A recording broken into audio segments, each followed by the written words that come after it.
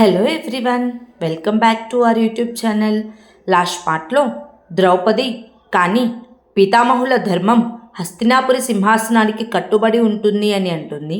ఆ తర్వాత ఏం జరిగిందో ఇప్పుడు తెలుసుకుందాం.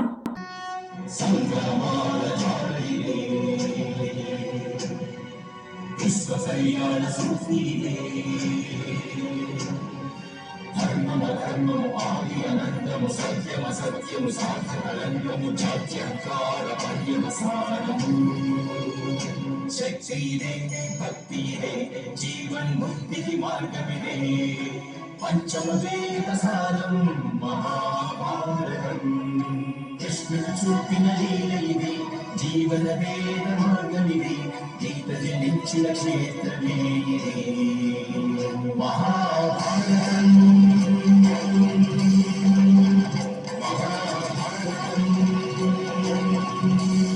ఆ తరువాత ద్రౌపది కానీ పితామహులు సిద్ధాంతాల కోసం సింహాసనాన్ని త్యాగం చేయగలరా అని అడుగుతుంది. అదే సమయంలో హస్తినాపురి రాజ్యసభలో భీష్ముడు సింహాసనం కోసం సిద్ధాంతాలను త్యాగం చేయడం సాధ్యం కాదు దుర్యోధన, పాండుపుత్రులకు వారి అధికారాన్ని తిరిగి ఇచ్చేసేయని అంటాడు. అప్పుడు విదురుడు, వస్త్రాలను ఎండబెట్టేందుకు కొంతవరకు మాత్రమే పిండగలం పుత్ర, వాటిని పోగులుగా తీసి ఎండబెట్టలేము. ఇప్పటి వరకు మీరు పాండవులను చాలా బాధ పెట్టారు. ఇక ఇప్పుడు వారికి గౌరవపూర్వకంగా వారి సంపదను ఇవ్వడమే ధర్మం అని అంటాడు. వెంటనే భీష్ముడు, పాండుపుత్రుల ధైర్యాన్ని నువ్వు తక్కువ అంచనా వేస్తున్నావు దుర్యోధన. అర్జునుడు యుద్ధానికి రావలసిందిగా ఆహ్వానించాడు. నువ్వు వారి అధికారాన్ని వారి సంపదను తిరిగి ఇచ్చేసాయి. అలాగే యుధిష్ఠిరుడి సింహాసనం కూడా నేను వారి సంపదను తిరిగి తీసుకునేందుకు ఒప్పిస్తాను. వారి పితామహుల మాటను వారు ఎప్పుడూ తిరస్కరించరు అని అంటాడు. అప్పుడు శకుని, పాండవుల కోసం దయాభిక్ష కోరుతున్నారా మహితాత్మ? వారి కోసం యాచిస్తున్నారా? అయితే వారికి వారి సంపదను తిరిగి ఇచ్చేస్తాం. కానీ దయతో సింహాసనాన్ని పొందలేరు కదా మహామంత్రి అని. క్షమించాలి మహితాత్మ, ఒకవేళ అధికారాన్ని ఇవ్వాలంటే వారి అధికారం మాకు సమ్మతం కాదు అని అంటాడు. వెంటనే భీష్ముడు, పాండుపుత్రులు వారి అధికారాన్ని పొందేందుకు సిద్ధమవుతున్నారు గాంధార రాజా. వారు కోపంతో ప్రతీకారంతో ఈ భూమిపైన ఆక్రమణ చేస్తే ఈ రాజ్యం సర్వనాశనం అయిపోతుంది.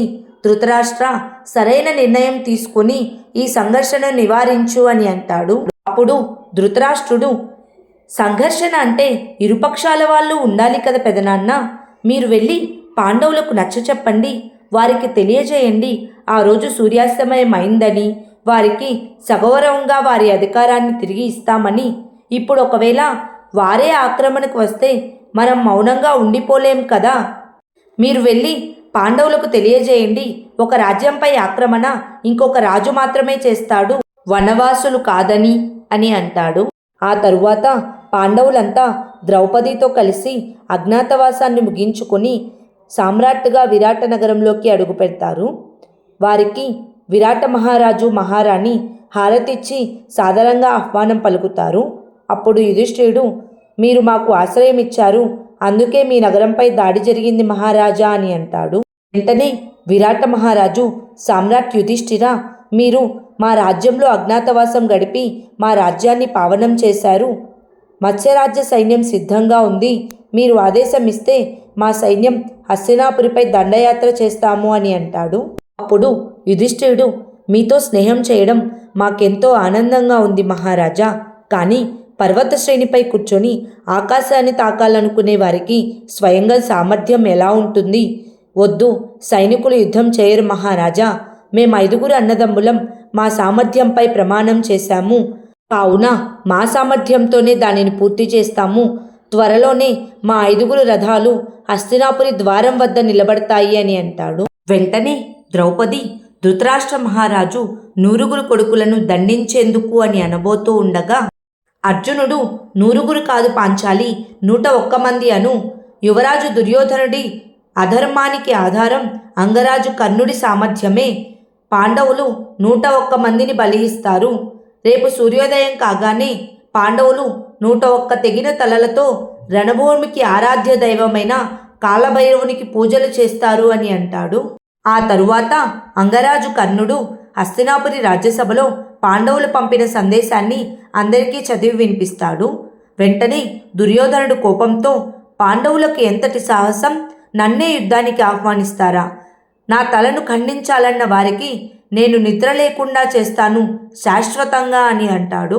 అప్పుడు అంగరాజు కర్ణుడు, కాలభైరవుడు, పాండవులు 5 తలలతోనే తృప్తి చెందుతాడు మిత్రమా దుర్యోధన. నీపై ఆక్రమణకు వచ్చిన ప్రతి వ్యక్తిని నేను చంపేస్తాను. నా సామర్థ్యం పైన నమ్మకముంచు మిత్రమా అని అంటాడు. వెంటనే శకుని, తమరెందుకు ఇంతటి ఉద్రిక్తులవుతున్నారు అంగరాజ కర్ణ? హస్తినాపురి పక్షాన శస్త్రాన్ని ఎత్తే అధికారం మీకు ఎవ్వరూ ఇవ్వలేదు. అధికారానికి ఇంకొక పేరు బాధ్యత.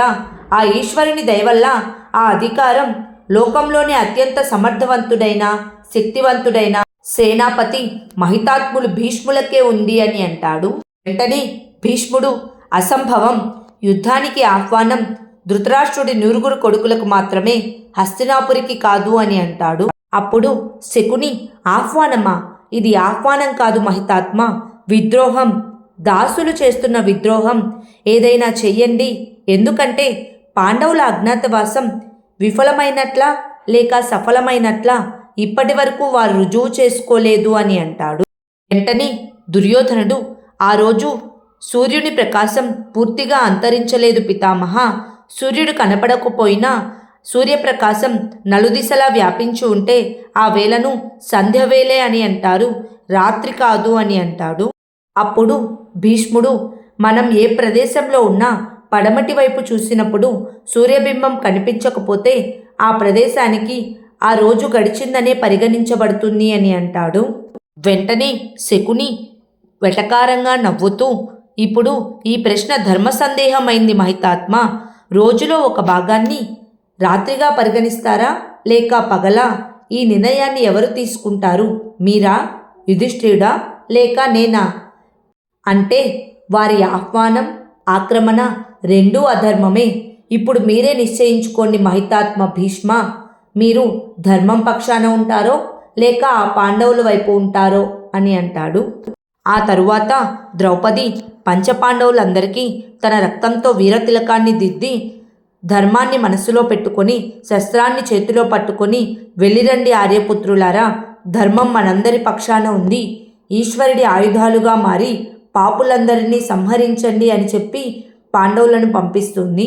ఆ తరువాత హస్తినాపురిలో విదురుడు భీష్ముడి దగ్గరికి వెళ్ళి, పెదనాన్న, రేపు ఉదయాన్నే పాండుపుత్రులు హస్తినాపురి లోపలికి వస్తారు. హస్తినాపురి ద్వారం వద్ద యుద్ధ శంఖాన్ని పూరిస్తారు. అప్పుడు మనం ఏదో ఒక జెండాను ఎగురవేయవలసి ఉంది. శాంతి సూచకంగా తెల్ల జెండానో లేక యుద్ధానికి ప్రతీకగా ఎర్ర జెండానో. హస్తినాపురి 7 తరాలుగా విజయపదంలో ఉంది పెదనాన్న. ఒకవేళ పాండుపుత్రులు విజయులైతే హస్తినాపురి ప్రతిష్ట నశించిపోతుంది. ఒకవేళ పాండుపుత్రులు ఓడిపోతే ఈ సమస్త ఆర్యావర్తనం నుండి ధర్మం నిష్క్రమిస్తుంది అని అంటాడు. వెంటనే భీష్ముడు, నేను హస్తినాపురి సింహాసనాన్ని రక్షిస్తానని ప్రతిజ్ఞ చేశాను విదురా. ఒకవేళ పాండుపుత్రులు ఓడిపోతే నా కల చెదిరిపోతుంది. ఎటు చూసినా ఓటమి నాదే అవుతుంది. పాండుపుత్రులే కదా నేను నమ్మిన సిద్ధాంతాలను రక్షించగలిగేది. కానీ నేను నమ్మిన సిద్ధాంతాలు పాండుపుత్రులకు ఎటువంటి రక్షణ ఇవ్వలేవు అని బాధపడుతూ ఉంటాడు. ఆ తరువాత ఉదయాన్నే పంచపాండవులు తమ ఆయుధాలను తీసుకొని హస్తినాపురి ద్వారం వద్ద యుద్ధ శంఖాన్ని పూరిస్తారు. వారికి ఎదురుగా భీష్ముడు యుద్ధానికి చిహ్నంగా ఎర్ర జెండాను ఉంచుతాడు. అది చూస్తూ శకుని, మన పక్షాన ఈ ముసలి భైరవుడు పాండవులకు ఎదురుగా నిల్చొని ఉంటే పాండవుల ఓటమి నిశ్చయమవుతుంది అని అంటాడు. ఆ తరువాత భీష్ముడు కూడా యుద్ధ శంఖాన్ని పూరించి, యుద్ధం చేయడానికి వచ్చారా పుత్రులారా? మీకు సమాధానంగా మేము కూడా ఎర్ర జెండాను ఎగురవేశాము. హస్తినాపురానికి నిజానికి దుర్గం అంటే నేను. ఈ దుర్గాన్ని ఛేదించి చూపించండి. మీకు సామర్థ్యం ఉంటే శస్త్రాలను అందుకోండి పాండుపుత్రులారా. హస్తినాపురి రక్షకుడు మీ ముందు నిల్చొని ఉన్నాడు అని అంటాడు. వెంటనే అర్జునుడు, లేదు పితామహ, నేను మీ మీదకు బాణాన్ని సంధించలేను అని అంటాడు. భీష్ముడు, అయితే ఓటమిని ఒప్పుకో అర్జున, తిరిగి వెళ్ళిపో. నేను హస్తినాపురి సింహాసనానికి బద్ధుడై ఉన్నాను. ఎవరైనా హస్తినాపురికి ఆక్రమణకు వస్తే నేను వారిపైన తప్పకుండా శస్త్రాలను ఎత్తుతాను, మీరు కూడా మీ శస్త్రాలను ఎత్తండి అని అంటాడు. వెంటనే భీముడు, మేము కేవలం ధృతరాష్ట్ర కుమారులకే యుద్ధానికి ఆహ్వానం పంపించాము, మొత్తం హస్తినాపురికి కాదు పితామహ. మా ఆహ్వానాన్ని స్వీకరించే సామర్థ్యం వారికి లేదు. మరి ఏ శక్తి అండ చూసుకొని వారు అపరాధం చేశారు పితామహ అని అడుగుతాడు. అప్పుడు భీష్ముడు, నా శక్తిని చూసుకునే భీమా, ఇదంతా నా దౌర్భాగ్యం, నా ధర్మం అనేక అధర్మాలకు కవచంలా మారింది అని అంటాడు.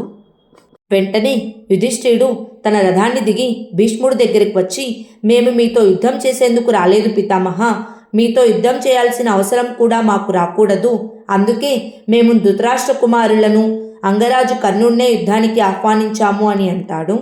అప్పుడు భీష్ముడు, మీరు యుద్ధానికై ఇచ్చిన ఆహ్వానాన్ని ధృతరాష్ట్రపుత్రుడు తిరస్కరించారు పుత్ర. ఒకవేళ మీతో యుద్ధం చేయడానికి వారు దుర్గం నుంచి బయటకు రాకపోతే మీరేం చేస్తారు అని అడుగుతాడు. వెంటనే నకులుడు, మేము దుర్గాన్ని ఛేదించవలసి వస్తుంది, అది హస్తినాపురి ఆక్రమణగా భావిస్తారు, అప్పుడు మీరు గురుద్రోణులు మాతో యుద్ధం చేస్తారు, మేము కూడా మీతో యుద్ధం చేయవలసి వస్తుంది. అంటే పితామహ, మేము మాకు జరిగిన అవమానాలను మా సంపదను మర్చిపోయి అడవుల్లోనే నివసించాలి, లేకపోతే మీపై దాడి చేయాలి, ఏమిటి ఈ సందిగ్ధత పితామహ అని అడుగుతాడు. అప్పుడు అర్జునుడు, మీకు తెలుసు కదా పితామహ, ధర్మం ఎవరి పక్షాన ఉందో. ధృతరాష్ట్ర కుమారులు మా పట్ల ఎంత దుర్మార్గంగా ప్రవర్తించారో, మీ కులవధువు పట్ల మరి వారికి దండన అవసరం కాదంటారా, మీరెందుకు వారిని రక్షిస్తున్నారు అని అంటాడు. అప్పుడు భీష్ముడు, నాకు వేరే మార్గం లేదు పుత్ర, నా కర్తవ్య నిర్వహణను నేను వీడనాడలేను అని అంటాడు. ఆ తర్వాత ఏం జరిగిందో నెక్స్ట్ పార్ట్లో తెలుసుకుందాం. Please like, share and subscribe to our YouTube channel. Thank you.